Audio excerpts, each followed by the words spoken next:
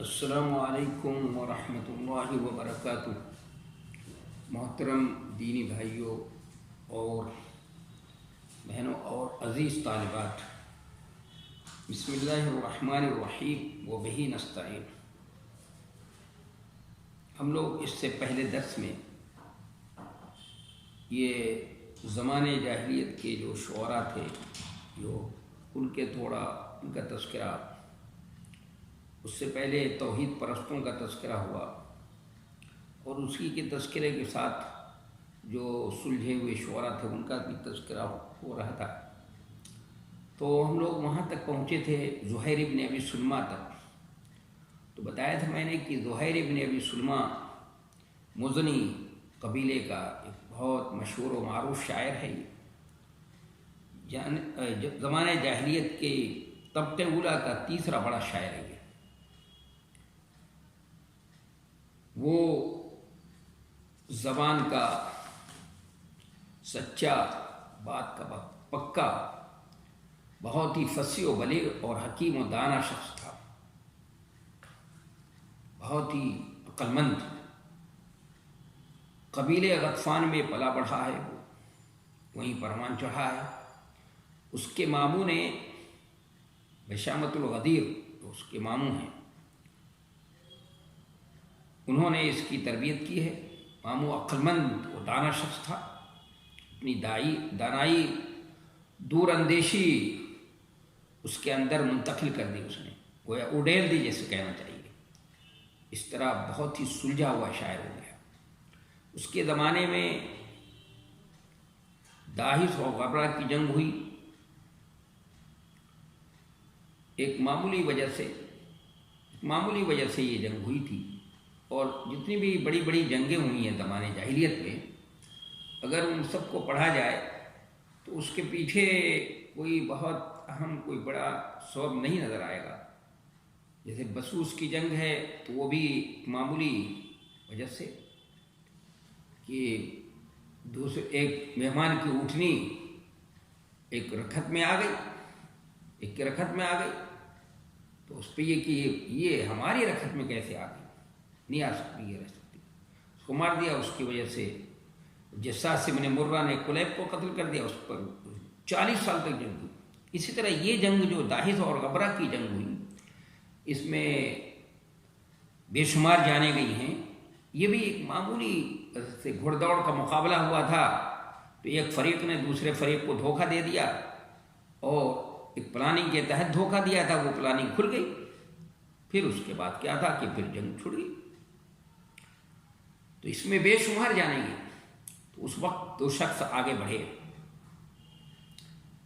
ایک کا نام تھا حرم ابن سنان اور دوسرے کا نام تھا حارث ابن عوف۔ یہ دونوں آگے بڑھے اور انہوں نے کوشش کر کے اور اپنی طرف سے سب کا خون بہا، جو اس وقت 3000 اونٹ ہوتا تھا، دے کر جنگ بند کرائی۔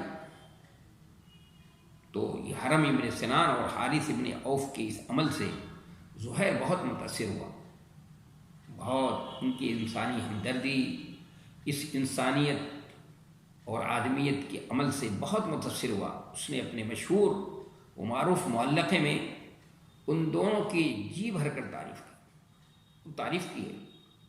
اس میں جنگ کی نحوست کو بتایا اس نے، اور صلح کے فوائد کا تذکرہ کیا ہے، صلح کا فائدہ کیا ہوتا ہے۔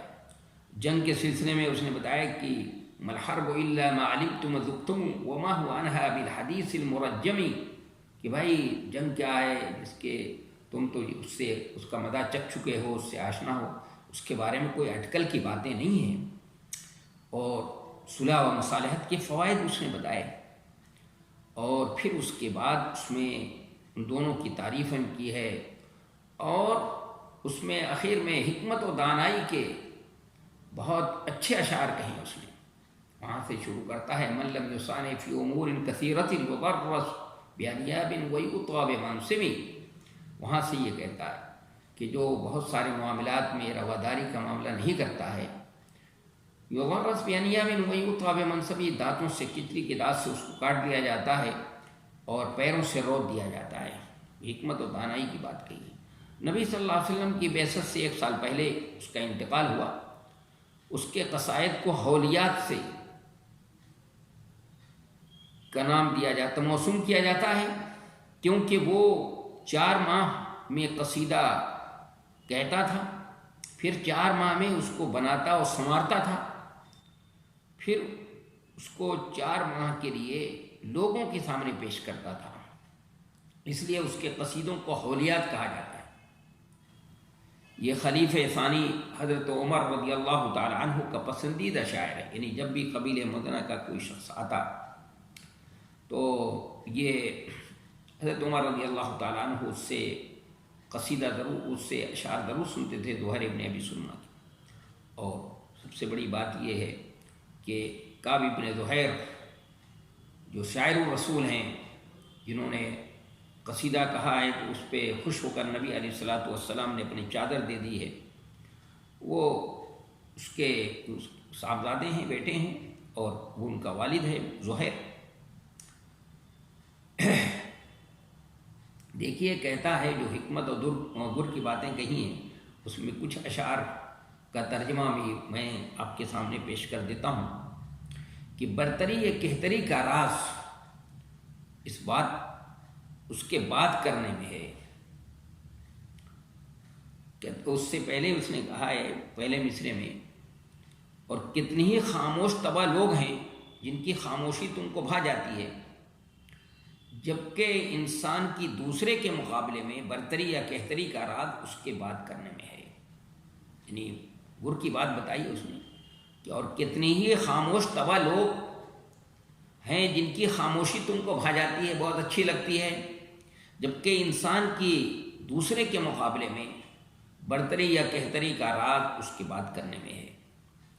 نوجوان کی زبان آدھا ہے، لسان الفتیٰ نصف و نصف فؤادہ، اور آدھا اس کا دل ہے، اور اس کے بعد گوشت اور خون بچتا ہے۔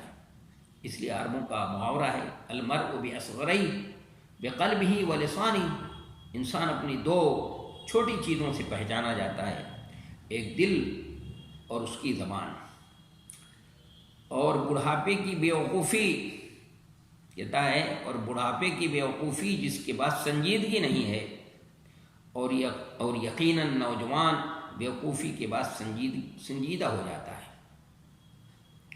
کہتا ہے میں زندگی کے مصائب برداشت کرتے کرتے مایوس ہو گیا، اور جو بھی 80 سال زندہ رہے گا وہ مایوس ہو ہی جائے گا۔ میں بھی مایوس ہو چکا ہوں۔ میں حاضر اور ماضی کے بارے میں جانتا ہوں، حاضر کے بارے میں اور ماضی کے بارے میں جانتا ہوں، لیکن آنے والے کل کے بارے میں مجھے کچھ بھی نہیں معلوم ہے کہ کیا صحیح بات کہہ رہا ہوں۔ اور اسی طرح اس نے قیامت وغیرہ کا بھی تذکرہ کیا، اس کا معلقہ اگر کوئی پڑھے گا تو معلوم ہو جائے گا۔ اللہ تعالیٰ سے اپنے دلوں کی پوشیدہ چیز کو چھپانے کی کوشش نہ کرو۔ کہتا ہے کہ اللہ تعالیٰ سے اپنے دلوں کی پوشیدہ چیز کو چھپانے کی کوشش نہ کرو، خواہ کتنے ہی پوشیدہ چیز ہو، اللہ سے چھپانا چاہو گے، خواہ کتنے ہی اللہ سے چھپانا چاہو گے، اس کو جان لیا جائے گا۔ کہتا ہے مہلت دی جاتی ہے انسان کو، اور کتاب زندگی میں لکھا جاتا ہے، اور حساب کتاب کے دن کے لیے سینت کر رکھا جاتا ہے، یا پھر دنیا میں بھی پکڑ کر لی جاتی ہے۔ دیکھیے اس کا تذکرہ کرتا ہے، حساب کتاب کے دن کا بھی تذکرہ کر رہا ہے۔ خواہ کسی کے اندر کوئی بری خصلت ہو اور وہ اس کو لوگوں سے چھپانا چاہے، مہما تکن عند امرئ من خلیقۃ وإن خالها تخفى على الناس تعلمی، خواہ کسی کے اندر کوئی بھی بری خصلت ہو، وہ فطری خصلت ہے وہ اس کے اندر، وہ اس کو لوگوں سے چھپانا چاہے تو وہ جان لی جاتی ہے۔ ایک اور سلجھا ہوا شاعر ہے ہمارے سامنے، وہ لبید ابن ربیعہ سلجھے ہوئے شاعر ہیں، اور لبید ابن ربیعہ رضی اللہ العامری رضی اللہ عنہ، جو بعد میں رضی اللہ عنہ ہوئے، لیکن ان کو جاہلی شاعر کہا جاتا ہے۔ کیوں؟ اس لیے کہ انہوں نے اسلام لانے کے بعد کوئی شاعری نہیں کی، انہوں نے شاعری کو ترک کر دیا، جبکہ اتنے عظیم شاعر تھے، ابھی بتاؤں گا میں، اتنے عظیم شاعر تھے کہ جب اس اوکاس کے میلے میں اپنا قصیدہ پڑھا ہے انہوں نے، تو جتنے بھی شعراء موجود تھے سب سجدے میں سجدہ ریز ہو گئے. سارے شعراء ان کی شاعری کے سامنے سجدہ ریز ہیں، اور یہ قرآن کی فصاحت و بلاغت کے سامنے سجدہ ریز ہو گئے. انہوں نے کہا کہ قرآن کے بعد اب کسی شاعری کی ضرورت نہیں ہے، اور قرآن پڑھنے میں، قرآن کو حفظ کرنے میں مصروف ہو گئے. تو لبید ابن ربیعہ رضی اللہ عنہ، عامر رضی اللہ عنہ، لبید ابن ربیعہ ان کی کنیت ابو عقیل ہے. یہ ابو عامر ابن صعصع کے نامی گرامی شاعر ہیں. جب یہ مسلمان ہوئے تو انہوں نے شاعری چھوڑ دی، قرآن کریم کو حفظ کیا اور اللہ کی عبادت میں مصروف ہو گئے، مشغول ہو گئے. انہوں نے کہا اب شاعری کی ضرورت نہیں. میں نے بتایا، انہوں نے فرمایا، دیکھیے کیا فرماتے ہیں کہ تمام تعریفیں اللہ کے لیے کہ میری موت اس وقت آئی جب کہ میں نے اسلام کا لباس زیب تن کر لیا ہے. الحمدللہ الذی لم یعطنی اجری حتی لبست من الاسلام سربالا. یہ کہہ رہے ہیں شریف شخص کو اس کے نفس سے بہتر طریقے سے کوئی تنبیہ نہیں کر سکتا، اور کسی شخص کی بھی اچھے انداز سے اصلاح اچھا دوست ہی کرتا ہے. کیا عمدہ بات کہی ہے. ہم کو آزمایا گیا، اور نمودار ہونے والے تاروں کو بھی آزمایا جاتا ہے، اور ہمارے بعد مکانات اور کارخانے باقی بچیں گے. سب کچھ ختم ہو جائے گا اور ہمارے بعد یہ مکانات اور کارخانے باقی بچیں گے بس. تو یہ انہوں نے فرمایا ہے. اگر کہتے ہیں اگرچہ زمانے نے ہمارے درمیان جدائی کرا دی ہے، یہ کوئی گھبرانے کی بات نہیں ہے، کیونکہ ہر شخص کو ایک دن زمانے کی مصیبت سے دوچار ہونا ہے. ہر شخص کو یہاں سے جانا ہے، اٹل حقیقت ہے. کوئی یہاں رہنے کے لیے نہیں آیا، یہ تو کبوتر خانہ ہے، یہاں سے تو جانا ہی ہے. قرآن وَهُوَ الَّذِي جَعَلَكُمْ خَلَائِفَ الْأَرْضِ وَرَفَعَ بَعْضَكُمْ فَوْقَ بَعْضٍ دَرَجَاتٍ لِيَبْلُوَكُمْ أَيُّكُمْ أَحْسَنُ عَمَلًا وَاللَّهُ سَرِيعُ الْحِسَابِ. مال و متاع، کہتے ہیں مال و متاع اور اہل و عیال یہ سب امانت ہے، لہذا ضروری ہے کہ ایک دن امانت لوٹا دی جائے. میری زندگی کی قسم، تم کنکر یا پرندہ اڑا کر مصائب کا پتہ نہیں لگا سکتے. تو زمانے جاہلیت میں طریقہ تھا اڑانے کا، یہ کرنے کا. کہتے ہیں اس کی نفی کر رہے، ایسا نہیں کر سکتے، اور نہیں یہ معلوم کر سکتے ہو کہ اللہ کا فیصلہ کیا ہے. کہہ رہے ہیں کہ میرا نقطۂ نظر یہ ہے کہ لوگوں کو یہ بالکل معلوم نہیں ہے کہ ان کے لیے کیا مقدر کیا گیا ہے، کیا لکھا گیا ہے، کیا کچھ ان کی تقدیر میں لکھا گیا ہے. کیوں نہیں ہر صاحب عقل کو اللہ کے پاس پوچھنا ہے نا. کہتے ہیں آگاہ ہو جاؤ، خبردار آگاہ ہو جاؤ، اللہ کے علاوہ ہر چیز بیکار ہے، اور ہر نعمت یقینی طور پر ختم ہونے والی ہے. کہتے ہیں کہ اور ہر شخص، ان کے اندر شیطان داخل ہو جائے گا جس سے انگلیاں زرد ہو جائیں گی، اور ہر شخص ایک دن آئندہ کے بارے میں جان لے گا، جبکہ اللہ کے سامنے سارے خزانے کھل جائیں گے، ساری کتاب زندگی اس کے کھل جائے گی. میری دونوں بیٹیوں نے یہ تمنا کی تھی، کہہ رہے ہیں کہ ہمارے والد زندہ رہیں. میں تو قبیلہ ربیعہ یا مدر کا ایک فرد ہوں، چنانچہ کسی دن تم سب کے والد صاحب کے موت کا وقت قریب آ جائے تو چہرہ نہ بھی سورنا، اور نہیں بال تراشنا اور سینہ چاک کرنا، جو زمانے جاہلیت کا طریقہ تھا اس سے منع کر رہے ہیں. اور کہنا کہ وہ ایک شخص ایسا شخص تھا جس کا دوست و حلیف ضائع نہ ہوا، اور نہ اس نے اپنے دوست کی خیانت کی اور کسی کے ساتھ عہد شکنی کی. یہ زمانے جاہلیت کی شاعری ہیں. زمانے جاہلیت میں یہ اشعار کہے تھے انہوں نے. اسلام کے بعد انہوں نے کوئی شاعری نہیں کی ہے، اس لیے ان کو مخضرم شاعر نہیں کہا جاتا ہے. جیسے حسان ابن ثابت، کعب ابن زہیر ہیں، عبداللہ ابن رواحہ ہیں، یہ لوگ کعب ابن مالک ہیں، رضی اللہ عنہ وارضا، یہ لوگ مخضرم شاعر ہیں، کیونکہ انہوں نے زمانے جاہلیت کو بھی پایا ہے اور اسلامی دور کو پایا، دونوں دور میں شاعری کی ہے، لیکن ان کو مخضرم شاعر نہیں کہا جاتا، ان کو جاہلی شاعر کہا جائے گا، کیونکہ انہوں نے اسلامی دور تو پایا ہے، مسلمان تو ہیں، صحابی رسول ہیں لبید بن ربیعہ رضی اللہ تعالی عنہ وارضا، لیکن انہوں نے اسلام کو پانے کے بعد اسلامی دور میں شاعری نہیں کی ہے، جو شاعری نہیں کی، ایک شعر صرف کہا ہے، اس لیے ان کو جاہلی شاعر کہا جاتا ہے۔ اب جو ہے زمانے جاہلیت کے بعد اسلامی دور کے مذاہب و فرقے کے بارے میں بات ہوگی انشاءاللہ۔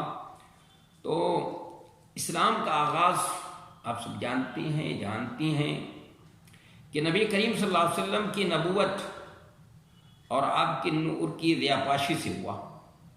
اس وقت ہمیں امت مسلمہ میں کوئی اختلاف نہیں ملتا اور نہ ہی فرقے و مذاہب ملتے ہیں۔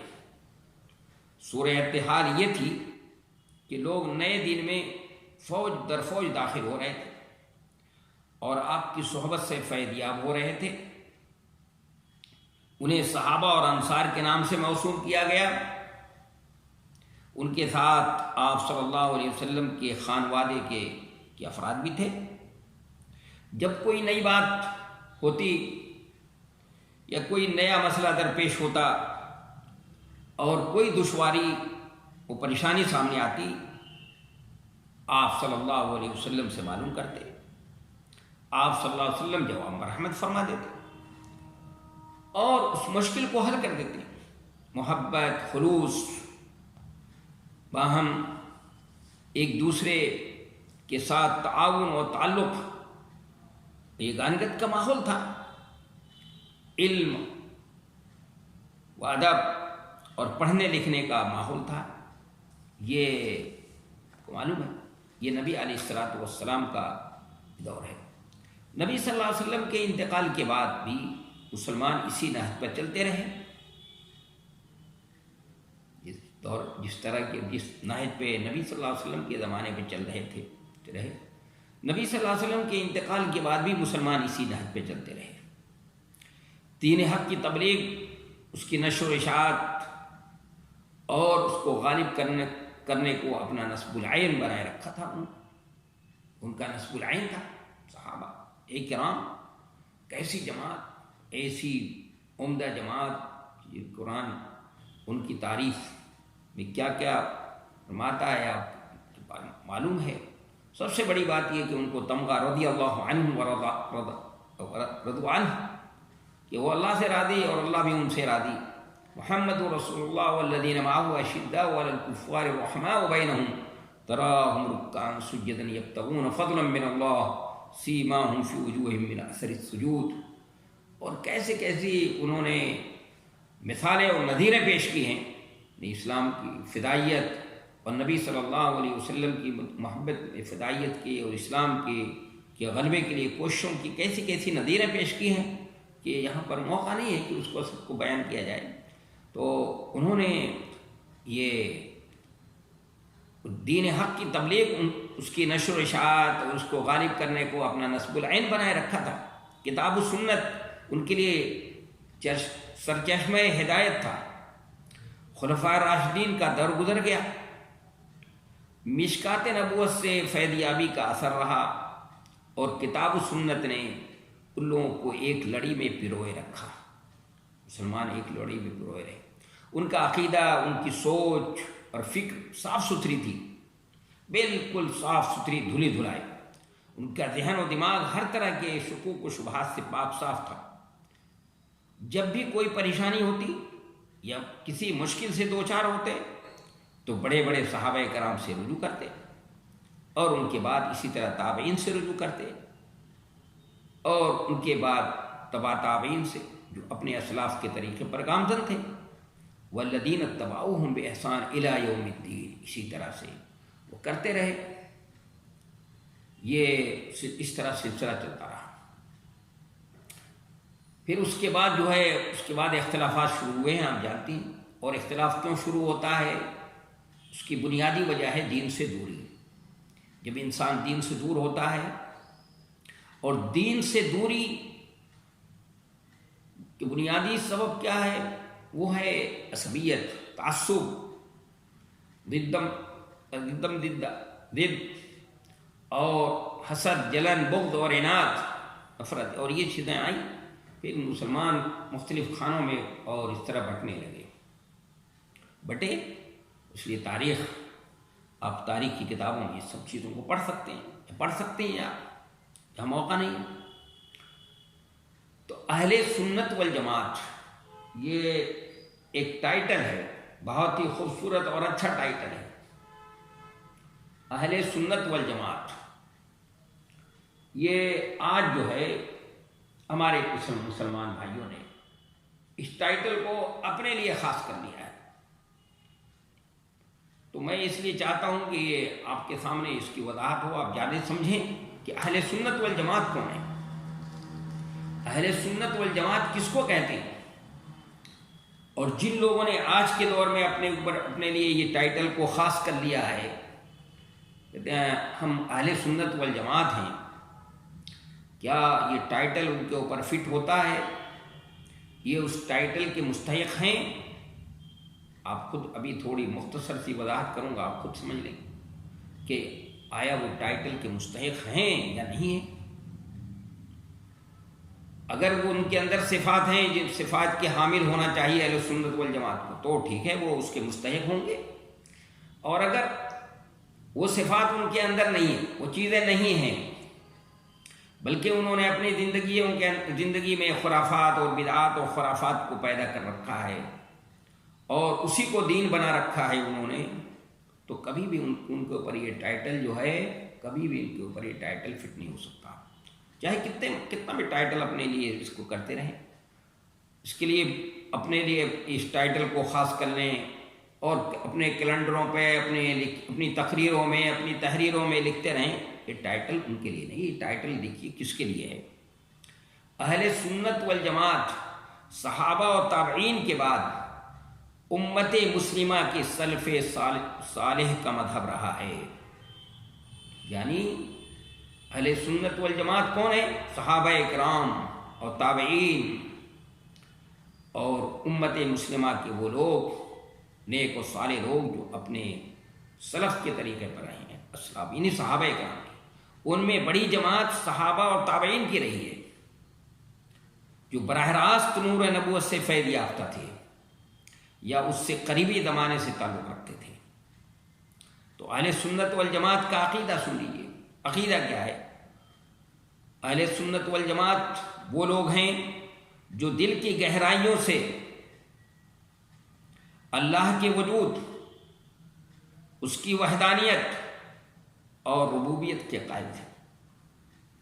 وہ اللہ کی اسماء و صفات کو بغیر کسی تعبیر، بغیر کسی تحریف و تعطیل کے مانتے تھے، اور ان کا یہ عقیدہ تھا کہ نفس ایمان گھٹتا اور بڑھتا ہے، جیسا کہ سارے مفسرین، سارے محدثین کا عقیدہ ہے۔ قرآن کہتا ہے وَإِذَا تُلِيَتْ عَلَيْهِمْ آيَاتُهُ زَادَتْهُمْ إِيمَانًا اِذَا تُلِيَتْ عَلَيْهِمْ آيَاتُهُ زَادَتْهُمْ إِيمَانًا وَعَلَىٰ رَبِّهِمْ يَتَوَكَّلُونَ، سورہ انفال کی آیت ہے یہ۔ جب اللہ کی آیتیں ان کو پڑھ کر سنائی جاتی ہیں تو وہ آیتیں ان کے ایمان کو اور زیادہ مضبوط کر دیتی ہیں اور وہ لوگ اپنے رب پر توکل کرتے ہیں۔ یہ مومن کی صفات ہیں، اس سے پتہ چلتا ہے، اور بھی بے شمار دلائل ہیں جس سے یہ پتہ چلتا ہے کہ ایمان گھٹتا بڑھتا رہتا ہے۔ اور امام بخاری رحمۃ اللہ علیہ نے تو اپنی کتاب جو الجامع الصحیح وہ نبی علیہ الصلاۃ والسلام کی صحیح اور مستند حدیثوں کا مجموعہ ہے، وہ جو اصح کتاب بعد کتاب اللہ ہے، اس کے اندر کتاب الایمان میں بڑے شد و مت کے ساتھ، بڑی طاقت اور قوت کے ساتھ اس کو ثابت کیا ہے انہوں نے، اور مختلف دلائل سے ثابت کیا ہے کہ نفس ایمان میں کمی اور زیادتی ہوتی ہے، اور ان لوگوں کی تردید کی ہے جو لوگ یہ کہتے ہیں کہ نفس ایمان میں کمی اور زیادتی نہیں ہوتی ہے۔ اسی طرح سبھی محدثین نے، امام مسلم کی کتاب پڑھ لیجئے جو المسند الصحیح ہے، اس میں بھی، اور محدثین کی جو کتابیں سیاستہ ہیں اور دوسری حدیث کی کتابیں ہیں، چونکہ سارے محدثین کا نقطہ نظر یہی ہے، سلف کا طریقہ اہل سنت والجماعت کا عقیدہ یہی رہا ہے کہ، اور صحابہ کرام بھی کہ تعالوا نزدد ایمانا، تعالوا نجلس ونزدد ایمانا، کہ آؤ بھائی بیٹھتے ہیں تھوڑا اپنے ایمان میں اضافہ کر لیتے ہیں، یعنی بیٹھتے ہیں تو تھوڑا کچھ مذاکرہ کریں گے، دین کی باتیں کریں گے، اور اس سے اپنے ایمان کے اندر تازگی پیدا کریں گے، ایمان میں اضافہ کریں گے۔ تو معلوم ہوا کہ نفس ایمان میں کیا ہوتا ہے، اضافہ ہوتا ہے۔ تو یہ قرآن مجید کی آیت بھی پڑھی میں نے سورہ انفال کی، اور بھی اور لوگ اپنے رب پر توکل بھی کرتے ہیں، یہ مومن کی ایک اشارہ یہ بھی ہے۔ اور اسلام کے معنی ہی ہیں اپنے آپ کو اللہ کے سپرد کر دیں۔ اسلام کے اندر جہاں ایک قربانی کا معنی پایا جاتا ہے، اس میں دوسرا معنی کیا ہے، اس میں معنی سپرد کرنے کا بھی ہے، دل سے ماننا اور زبان سے اقرار کرنا اور اعضاء اور جوارح سے اس کے مطابق عمل کرنا، یہی اسلام ہے۔ اللہ کی صفات کے بارے میں ان کا عقیدہ، اہل سنت والجماعت کا عقیدہ سن لیجئے۔ اب یہ سن لیجئے، یہ ٹائٹل جن لوگوں نے لیا ہے ان کے اندر یہ سب چیزیں ہیں۔ اگر یہ ہے، یہ عقیدہ ان کا ہے تو ٹھیک ہے، تو اہل سنت والجماعت کا عقیدہ سن لیجئے۔ اللہ کی صفات کے بارے میں ان کا عقیدہ کیا ہے؟ اہل سنت والجماعت اللہ کی تمام صفات کو مانتے ہیں، چاہے وہ عملی صفات ہوں یا ذاتی صفات ہوں، ان میں سے کسی کی نفی نہیں کرتے، اور نہیں تعطیل و تحریف و تعویل کرتے ہیں، اور نہیں اللہ کو کسی مخلوق سے تشبیہ دیتے ہیں۔ جو بھی ایسا کرے گا گویا اس نے اللہ کی اسماء اور ذاتی یا فعلی صفات میں الحاد کیا۔ اہل سنت والجماعت اللہ کی آیات اور اس کے اسماء اور صفات میں الحاد نہیں کرتے۔ علامہ ابن قیم جوزی رحمۃ اللہ علیہ اس سلسلے میں فرماتے ہیں کہ اللہ کی اسماء و صفات میں الحاد کا مطلب ہے کہ ان اسماء اور ان کے حقائق و معانی کے سلسلے میں حق اور ثابت شدہ موقف سے انحراف کر لینا، جو ثابت شدہ موقف ہے اس سے انحراف کر لینا۔ الحاد کا معنی ہے ایک طرف جھکاؤ اور میلان۔ لحد لام ہا دال کا مادہ اسی معنی پر مشتمل ہے، اسی مادے سے مرکب ایک لفظ ہے لحد، لحد کا لفظ ہے۔ یہ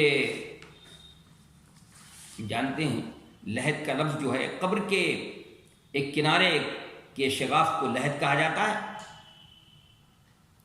جو بیچ سے ایک طرف مائل ہوتا ہے، اسی سے الملحد فی الدین ہے، جس کے معنی میں حق سے اعراض اور انحراف کرنے والا اور حق میں فرق کی آمیزش کرنے والا۔ اللہ تعالیٰ کے اسماء اور صفات میں الحاد کی مختلف صورتیں ہو سکتی ہیں، سمجھ لیجئے۔ نمبر 1، تمام تر اسماء و صفات کے بالکلیہ جحد و انکار کر دینا، تمام اسماء و صفات کو بالکلیہ انکار کر دینا، یہ بھی الحاد ہے۔ دوسرے، ان اسماء و صفات کے معانی اور مفاہیم کا انکار کر کے انہیں معطل چھوڑ دینا، یہ بھی الحاد ہے۔ انہیں صحیح اور درست معانی سے پھیر کر ان کی فاسد اور باطل تعبیرات کر کے بیان کرنا، یہ بھی کیا ہے؟ الحاد ہے۔ ان اسماء و صفات کو چند بدعات و خرافات کے لیے علامات وغیرہ متعین کر کے استعمال کرنا، جیسا کہ اہل اتحاد ان کے اندر الحاد کے مرتکب ہوئے۔ یہ سب چیزیں جو ہیں یہ سب الحاد کے اندر آتی ہیں، اس لیے اس کو سمجھنے کی ضرورت ہے۔ انشاءاللہ آئندہ درس میں یہ سب اور باتیں ہوں گی۔ ما توفیقی الا باللہ، والسلام علیکم۔